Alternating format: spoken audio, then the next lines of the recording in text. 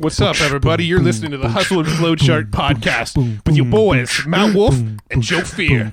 Check it.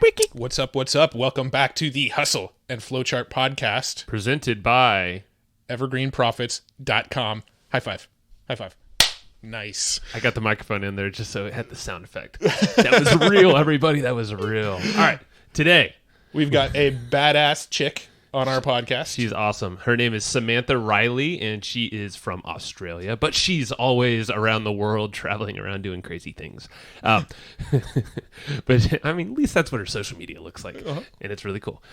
She was a very fun episode. It was great to talk to, and we really dove deep into systems. And I know it doesn't sound sexy, the whole systems talk or anything, but it's absolutely crucial to not only scale the business, but to really just start off with a great business that, you know, you're not pulling your hair out on, and you kind of have this whole thing documented so you can actually leverage your time best. It's what we all need to hear.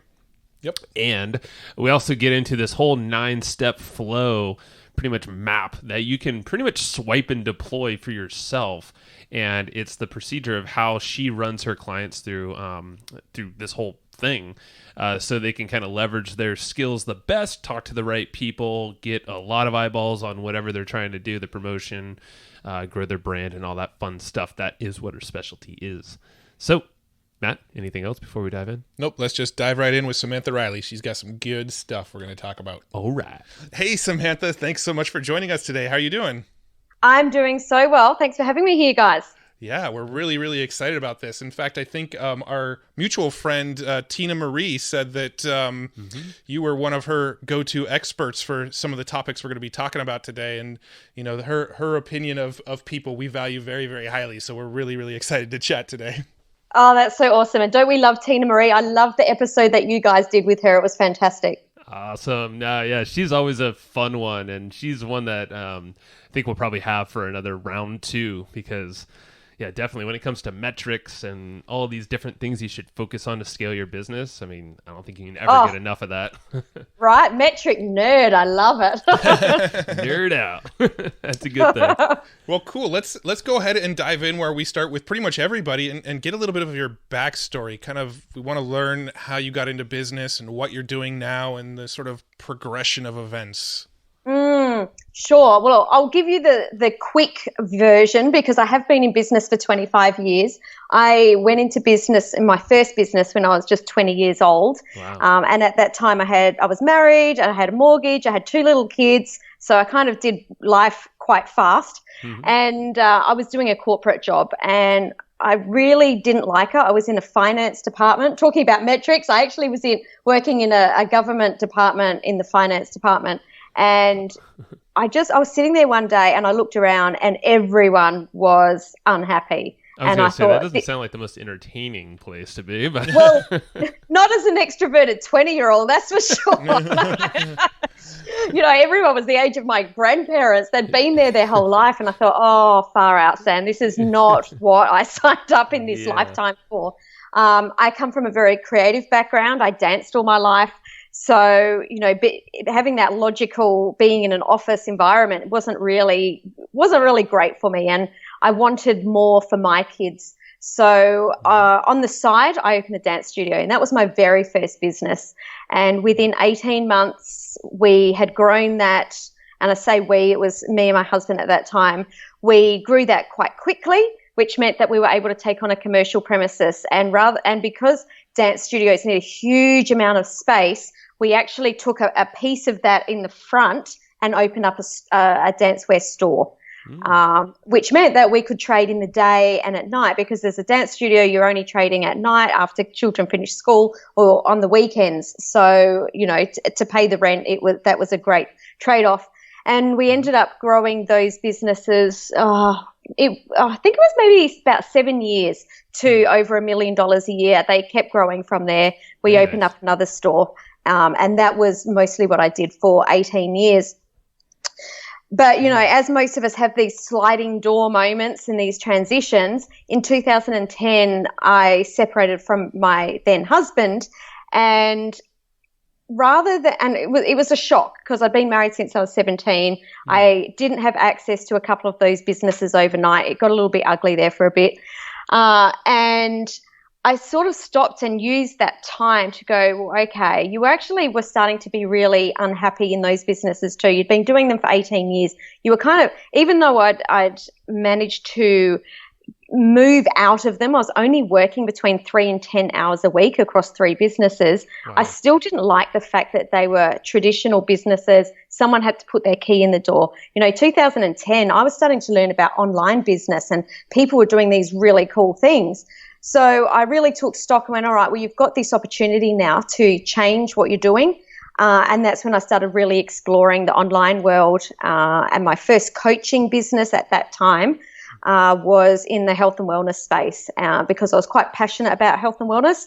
But I've discovered quite quickly that just because you've got a passion for something doesn't mean that that's a great business idea. Because I was passionate about training myself, but didn't love training other people so much. So slowly transitioned into business coaching, which is what I knew it had been my whole life. And that's how I've wound up where I'm at now, which is working with thought leaders and experts, helping them to stand out from the crowd and get known. Because as we know, the person who's known gets the business. And I think that's funny because you guys, the first thing you said when we got on the call was, oh, my God, Sam, you're everywhere, which is not actually the case. It's just that I wound up in the place where you were looking. Well, that... Isn't that how it should be, though? I mean, that's because we hear something similar, but it's if you have the right message or you're targeting the right audience, you will be everywhere to the right people. Correct. Yeah. Correct. So it's you don't need to be everywhere. You just need to be everywhere where your ideal clients or your prospects are. Yeah. Yeah.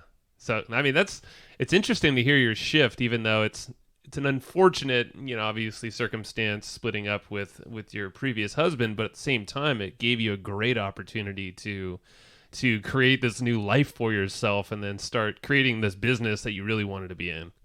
Absolutely. And, and we're friends now. We talk regularly, which is great. And I've actually thanked him for that opportunity for, people can be really nasty in breakups and hate their partner. But I think, well, we got married for a reason. We were in love with the time. We didn't work out. We've got 3 amazing kids. And, I'm extremely full of gratitude for the time that we did share together. And I'm so full of gratitude to be where I am today. And, that's a really important thing to be able to look and have gratitude for what we have in our lives because we create our lives. It doesn't happen to us. Yep. I love it. And that's, that's the big thing. And I think I listened to something recently of some video and it was like, yeah, anything that like goal that you have in the future and where you're at now, the only thing between you is just doing it and actually taking the steps to do it. I'm like, oh, yeah, it's really not rocket science. No, it really isn't, right? So, so I'm curious because you had great success in your brick and mortar businesses. So you got up to, over $1 million in what you said, 7 years or so. And that was back in the 90s too. So in today's money, it's around about the 3 million mark. Mm-hmm. I could see, and it's probably using a lot of systems that were a lot harder and more expensive, and slower, I would imagine, than online things that we have access to now. Absolutely. We didn't have SaaS products. It didn't exist. There was no, there was no internet back when we started the business. There was no social media. If you wanted to connect with someone on the other side of the world, you had to drive to the post office and find a yellow pages and pray that you could find them. And even then, the chances of getting through to them was quite slim in some cases. Right. So it was very different. Yeah. I mean, it's interesting because Joe and I, we were just out having lunch not too long ago, and we were actually having this conversation because we both used to work at a brick and mortar shutter company that made, window covering shutters. And we were talking about how the break even in that business on a monthly basis, that business had to do $40,000 in sales just to cover its fixed expenses. That's not including any sort of variable expenses and cost of goods sold and all that sort of stuff. They had to break $40,000 just to make sure they got their payroll and their rent covered each month. And now we live in this time where we can go and set up a business and, run $100 worth of Facebook ads and start generating sales. It's just a completely different world. Absolutely. And I was having this thought the other day while I was going for a walk, which is where all my amazing thoughts happen. And I was thinking about advertising, and I was thinking about some of my clients saying, oh my goodness, I can't afford to throw any money into Facebook ads. And I was thinking about it, thinking, back in the 90s, I used to pay $25,000 a year to be in the Yellow Pages. That was just in my local area. Now, I lived in a city where there was only 1 million people total, and I would pay $25,000 to have access to possibly 1 million people, hoping that they would pick up the book, in quite a tight niche. Now, imagine how many leads you would get from $25,000 in Facebook ads. Yeah, it's absolutely incredible. It's amazing, and that's the thing we always remind ourselves if we fall into that. It's almost like a trap. Exactly what you just said is like, oh, I don't want to spend that money, or I don't have that money, or I shouldn't have to. But like, come on, what's $100? What's even $500 to do a test? Well, yeah, I mean, just something? Absolutely. Even just like SaaS products, right? You look at a product like a ClickFunnels or a Lead Pages, or one of these marketing tools where you can build your website inside of one of these tools, and it costs $100 a month, and people complain about that price. It's just so funny to look at the sort of contrast of what we had to deal with as entrepreneurs 15 years ago versus entrepreneurs today. Yeah, well, we were paying $50,000 to $60,000 a year rent just to have somewhere where my customers could go, and that was just that, and then you had 25,000 in Yellow Pages and all of the other things. We're very fortunate these days, and I think that we've got so much opportunity, and people can't. I won't say everyone. It's definitely not everyone, but some people can't see the amazing opportunity we have. Sure. And if we can combine some of these old school principles from doing business in this online world, this is where I believe that right now we've got so much opportunity. Well, ironically, that was my next question. What are some of those? What are some of those old school, quote unquote, old school, not even that old, business tactics or strategies or principles, I guess, that you used back then to get to over $1 million? Because, I mean, not a lot of businesses can even get to that mark as a brick and mortar business. So what are you taking away from that period? I was very lucky. My very, very first job was in a McDonald's store. And that's actually how I met my husband. He was my roster manager. And ironically, I always used to wind up on the shifts where he was working. I wonder how that worked. That's how we met. But because we were both, that was our background, when we went into business ourselves, we understood the importance of systems. And I think that, the entrepreneurial dream for people that are leaving their jobs to go into business, it's because they do it based on a strong desire for success and freedom. And the trap that a lot of people can fall into is thinking, I can do whatever I want, whenever I want, and have no structure. But in actual fact, without that structure, you won't get success or freedom. It's actually the structure that gives you the freedom. So we learned that very, very early on. Anything that we repeated, 2 or 3 times, we used to have a list when we first opened our business because, as you build as you go. You can't build systems before you actually play out whatever the action is. It doesn't work that way. So you're always playing catch up, building those systems at the beginning. So we used to have a clipboard and we used to write down anything that we did multiple times would go down so that we could create a system.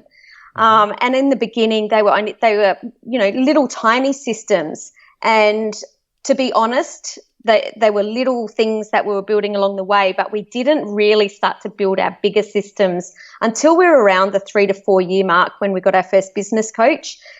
We felt really quite stuck and we couldn't move forward.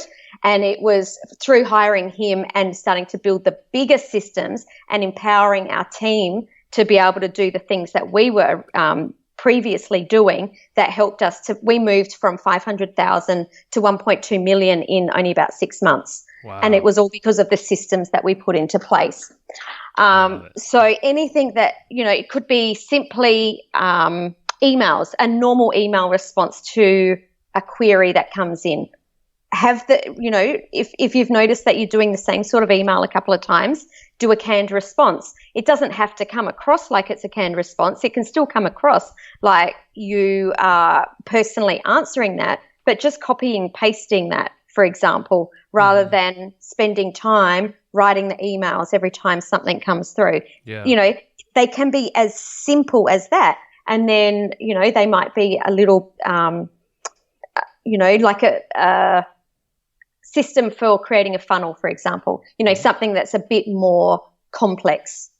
Yeah. It doesn't matter whether they're simple or complex, but just replicating everything. Well, I love how you guys both started. You literally McDonaldized your dance studio. That's a term that we actually use quite a bit in our business when we're creating processes. Is we always use that analogy. We always say, let's figure out how to McDonaldize this. Yeah, absolutely. And, growing up, or, my first job there and seeing everything in the folders, to be honest, I didn't realize there was anything different. I just thought that was business. So I was super, super lucky. Yeah. I mean, and it's different so Matt and I, we both, and I know we've talked about this on other podcasts, but just for you here is, we both have different ways of working, but we're starting to, we do agree on that systems are the way forward. And it took us a very long time. Been doing it, we've been working together in different fashions for about almost 12 years. And a lot of that time was kind of hacking it together and figuring it out and just doing it ourselves, or, sending a rough plan to someone else to help us. But now it's like everything is a process and SOP. Team members do this, but it kind of allows us to be who we are personally, but now it's like we're scaling with these processes with no questions. And it's really and cool. Not only that, it's creating a safety net for your business, because team members could just, they could leave without any notice. So you need that security that everything's not going to fall apart. I love it. Yeah, definitely. I mean, and we've experienced that multiple times where luckily we built out systems, SOPs, little step-by-step processes that people can follow. And then if that team member leaves, you just plug somebody else in and they just pick up right where they left off because you mapped out the process for the last person. Right. So, yep. So you mentioned that what you do right now is you actually help thought leaders sort of, experts, coaches, thought leaders, that sort of thing, sort of expand their brand and get more out there. What sort of things do you do with those people to help spread their word? So there's three main pieces that I work with them. The first is their positioning. So how are they positioning themselves as the expert in what they do? I mean, you guys have probably heard people that say, I can't do that thing. Let's pull out life coach, because that's quite a broad term. I can't put myself out there because there's a million other life coaches. Well, yes, there are, but none of them are you. None of them have your unique message, your unique experience, your unique life experiences, work experiences. So it's about positioning them as the absolute expert. And the three things in that piece is making sure that their message is absolutely clear, which I find is the number one problem with every single person that comes to me. Their message isn't clear. So the first thing we do is get clear on their message, get clear on their niche, and I sort of call it the niche within the niche, because there is so many people out there doing something similar. So what is it that you're going to do that's so pinpointed down? And the third thing is building their audience. And that would be on the social networks. It would be, through your email database, doing things like we're doing here. I love it. The second piece is building their profile. So it's helping them get very, very clear on what their values are, because these days, there's a million snake oil salesmen out there. So what's going to make you cut through?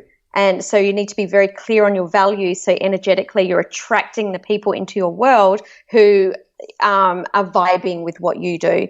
The second thing is getting clear on your product offering, because I cannot believe how many coaches come to me and say, Sam, I can't pay the bills. And I say, cool, what can you sell me right now? And most of them stand there like a gaping fish. They actually really don't understand what their product is, and that, that they can sell it right now, which absolutely shocks me, but it's true. And the third piece in building your profile is your content creation. So what's the content that you're putting out into the world so that people understand what it is that you do? Because again, a lot of people will write content because we know that content's king, but it doesn't relate back to what it is that they're actually doing. Yeah. And the third piece is exposure.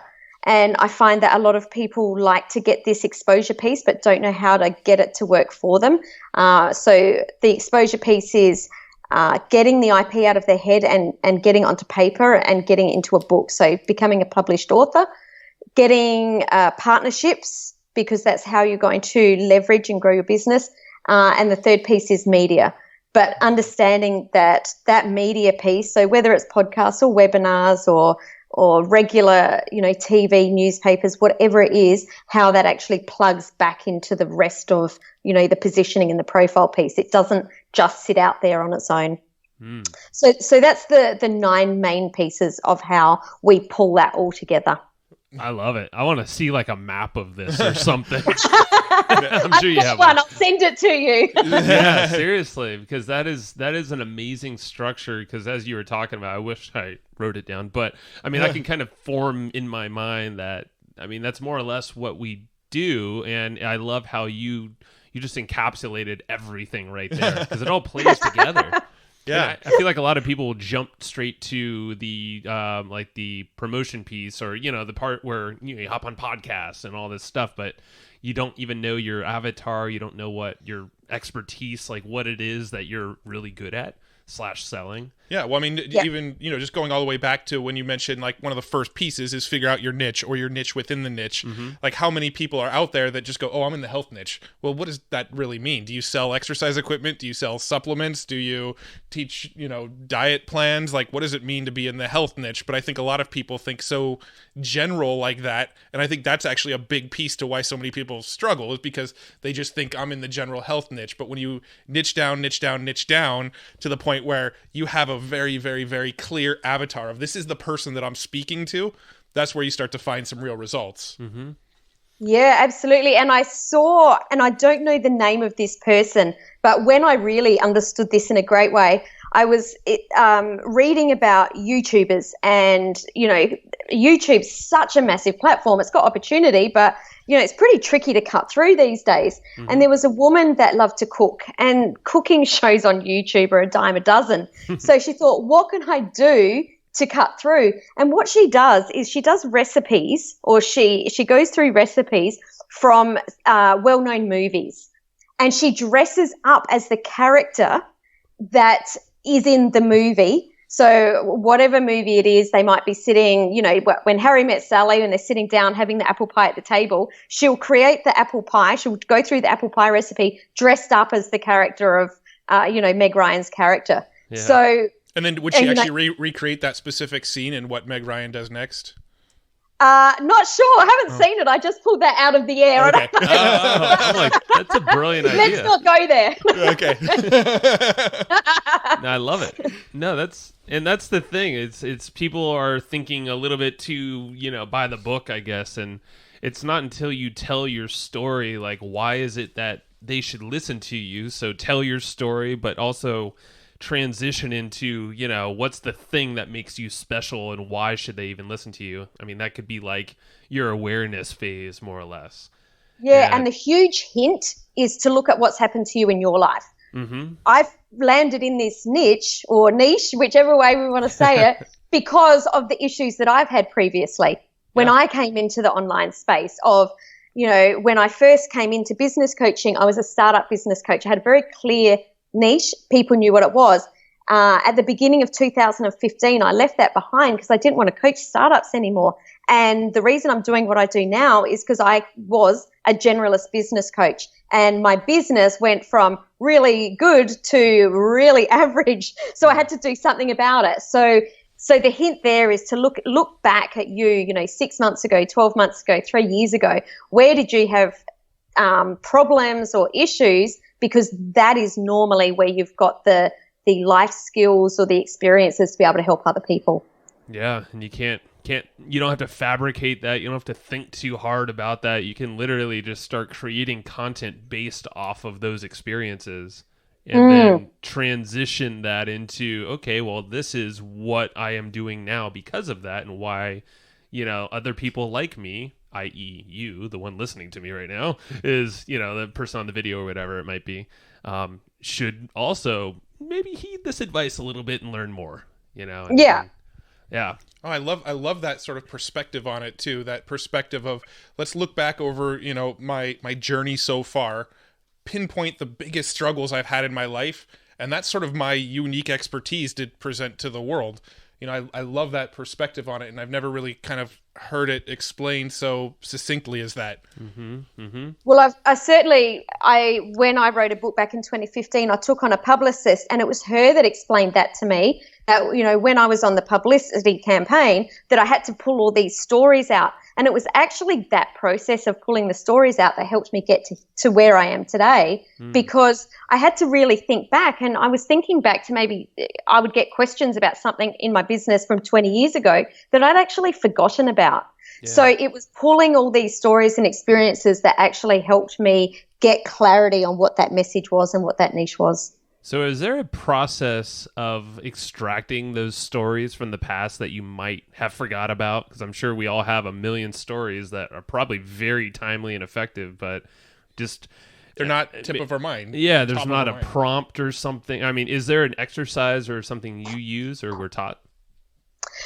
There is. I don't have an exact structure in front of me. You caught me off a little bit, but it's really just sitting down and going, okay, well, what's 4 stories that I can think about at a time where I felt like I was really winning at something, and really thinking back, and then, okay, well, what's 4 stories that I can think about where I overcame a specific challenge, and what was that challenge? What were 4 stories that I can come up with where I felt like I was absolutely on my knees, and it was that moment where something dropped in, and that was the change.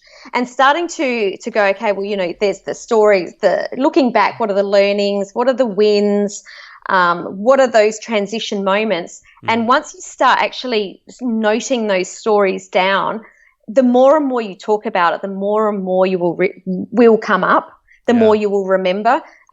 So that's what I would suggest doing. Keeping some sort of journal or diary. Yeah, I guess it's just constantly thinking, stream of thoughts is kind of just like unload your brain as much as you can and then see what comes out of it. Yeah, totally. Yeah, I love it. Well, cool. I guess, so when you transition, back in the past, you had all these systems and all that stuff. Now that you're working more in the digital space, obviously you're working with a lot of others. There's probably a lot to manage. Obviously you're growing your business, their business. You're doing podcasts. I know you go on other ones as well. So you're doing a lot. Are there some systems that are your kind of go-to processes that you couldn't live without now in this day and age?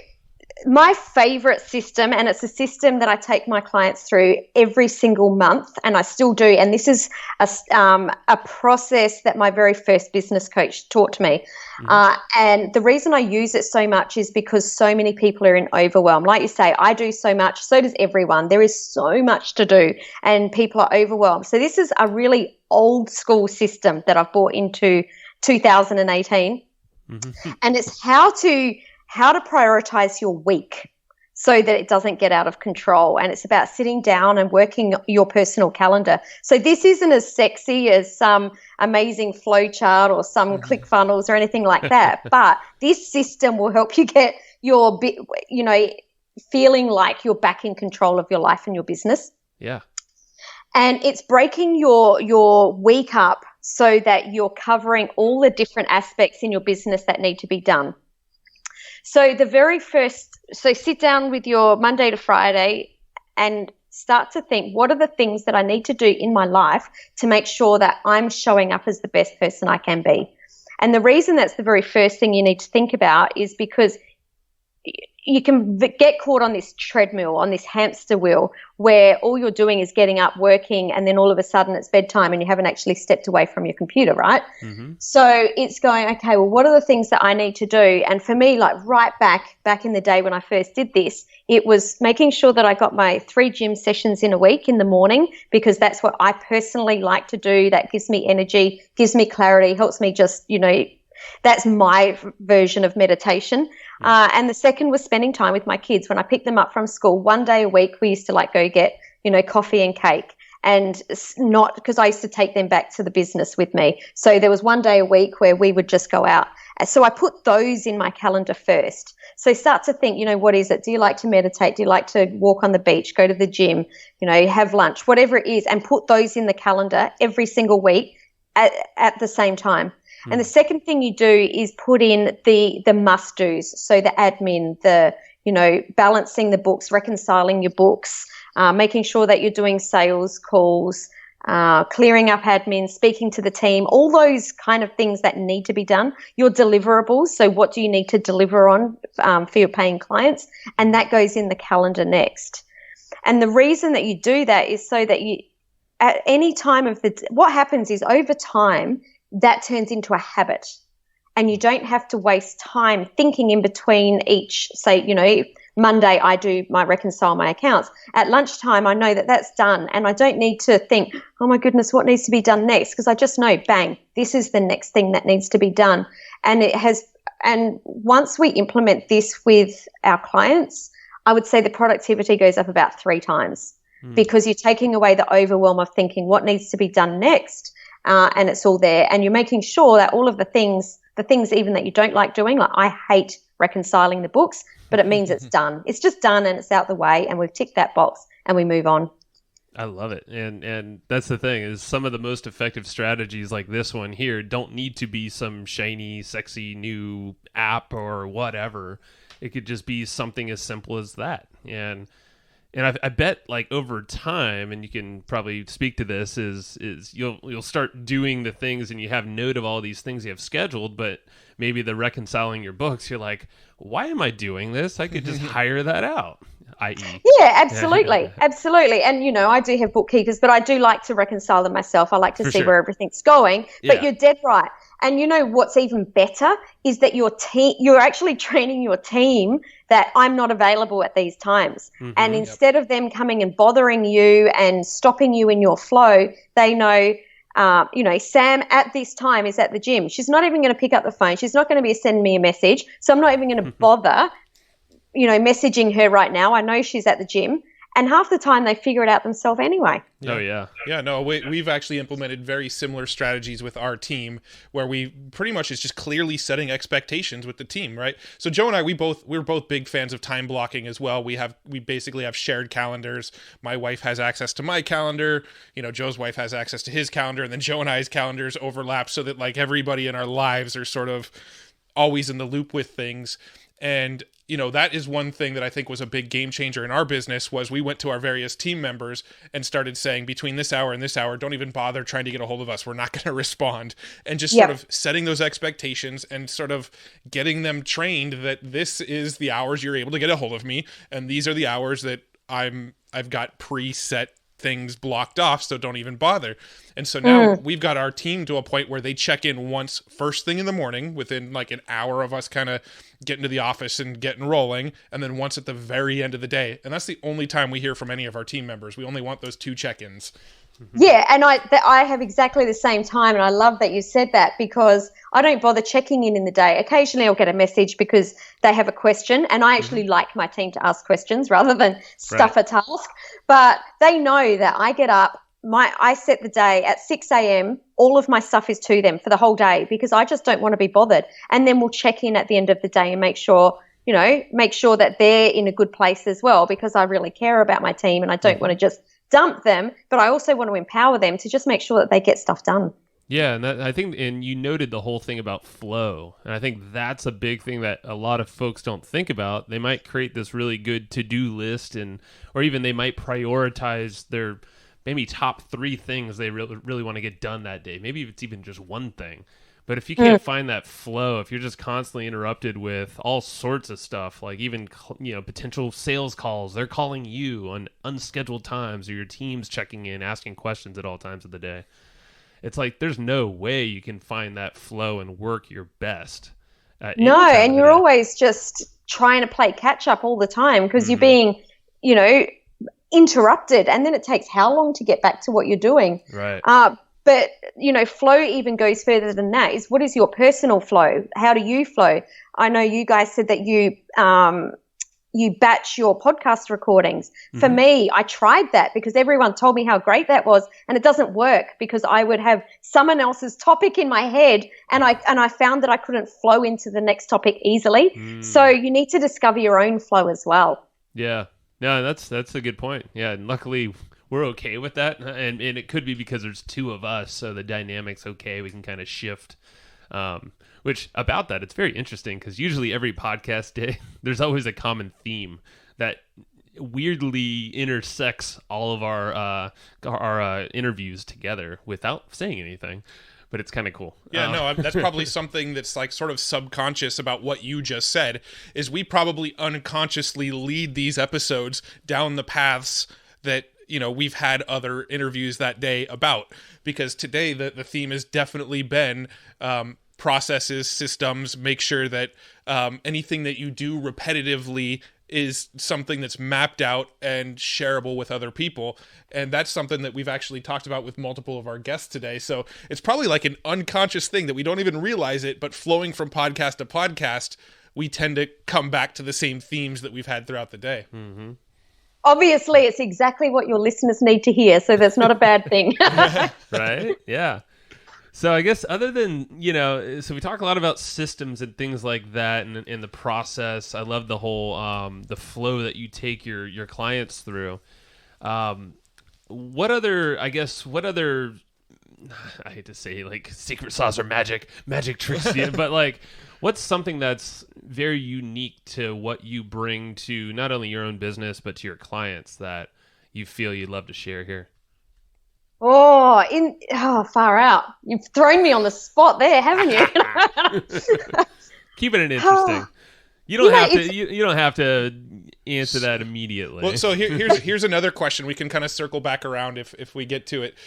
So you mentioned that a big part of the strategy you do with your clients is through a lot of content and content marketing stuff. And we're huge proponents of content marketing. Our entire business for the last 13 years has been focused around content marketing, blogging, podcasting, YouTube, that sort of stuff. What sort of content strategies do you apply to your various customers' businesses?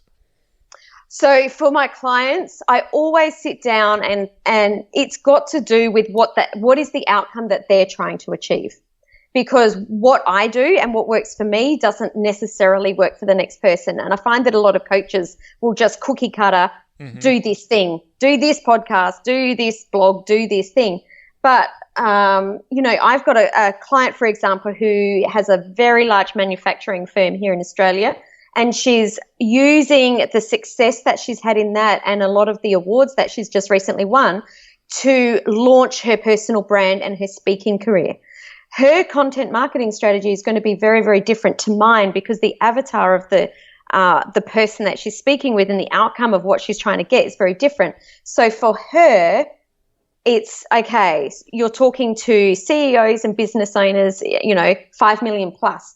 Her content strategy is on LinkedIn. It's a lot on LinkedIn. It's actually a lot of old school networking for her in Australia, where whilst I'm on LinkedIn, I really love to podcast. I'm like you guys. I love podcasting. My people listen to that.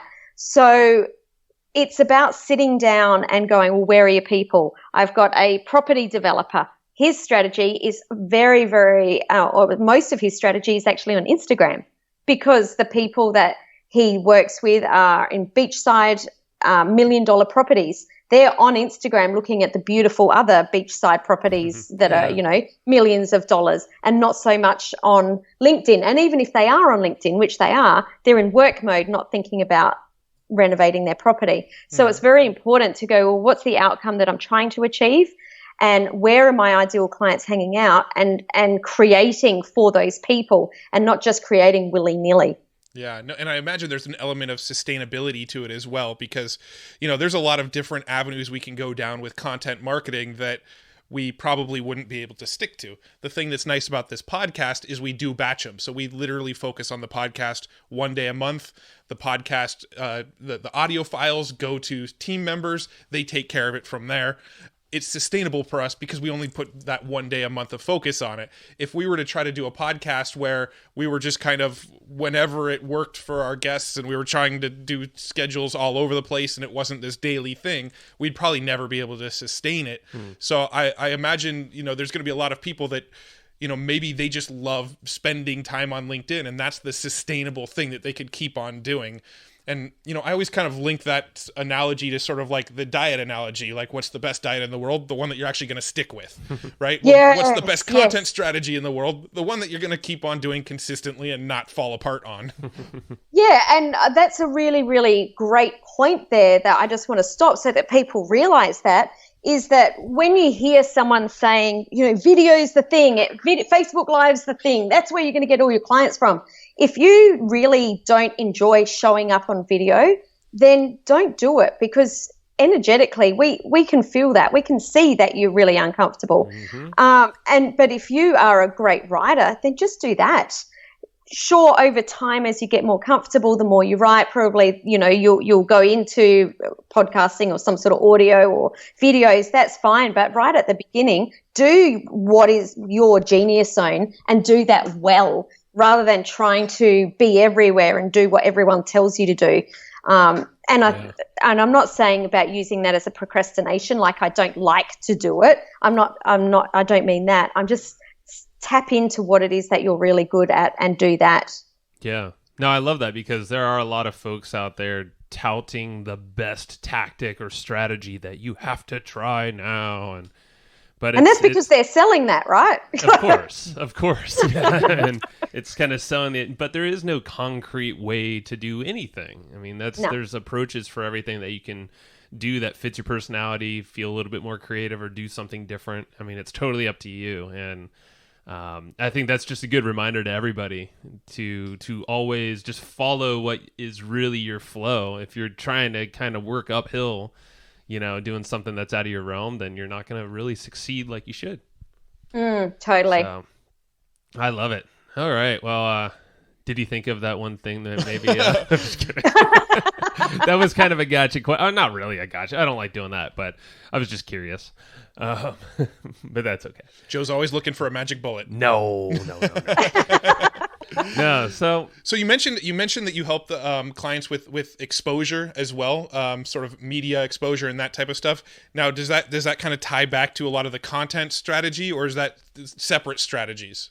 Look, it all ties in together. So those 9 pieces, whilst they might sit on their own, we're talking about getting your message clear and your content strategy and your media as separate pieces, they're actually all the same. I don't mean the same. That was actually really dumb.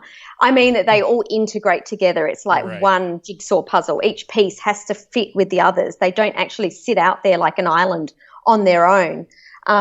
So you were talking about what do I do that's my thing with my clients. Everything that I do, I create a framework for. I'm huge into frameworks, and one of my mentors taught me how to create these frameworks, and ever since I saw the benefit of them, I create a framework for everything. So if we're sitting down, for example, with my clients and they go, oh my God, I've got to create content, I don't know what to write, which a lot of people would say, it's okay, here you've got this framework that I've built, the content creation framework, write these things at the top and then just fill your dot points in. You've got a whole month's content within, half an hour. And it's all pulled from, their models that we've created.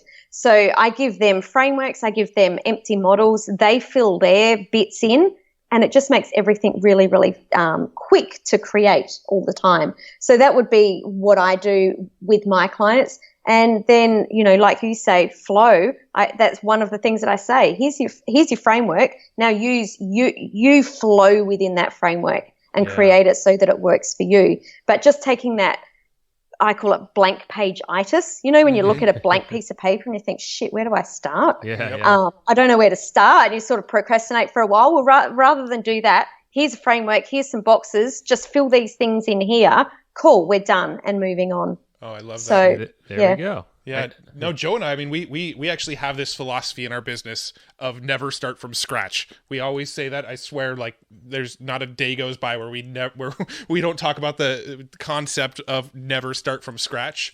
And even when it comes to content, I mean, one of the ways we do content is we actually go out and we'll hire very, very, very inexpensive writers, oftentimes not even English as a first language writer, and we'll get them to sort of do the initial research and write up sort of a blueprint of a piece of content for us. And then once they've done that, we take that and then sort of mold it like clay into the content that we really wanted, because we never start from scratch. I love that. I love that. Can I pitch that? Of course. Absolutely. Go for it. Have fun. I put you on the spot, so that was our thanks.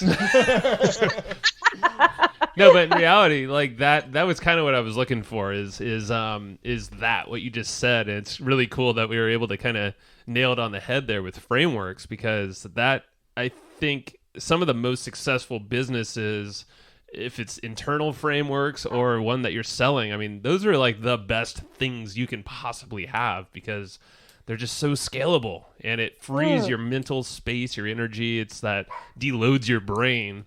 Your brain shouldn't be storing all that stuff. Put that elsewhere in a system.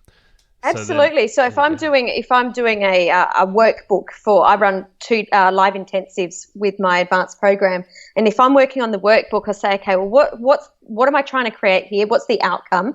And I think I need to get all of this out of my head. Does this fit into a circle? Does it fit into a triangle? Does it fit into a square? And you just start to get the content that's in your head and mold it into a framework so that you can hand it on for other people to fill in their gaps.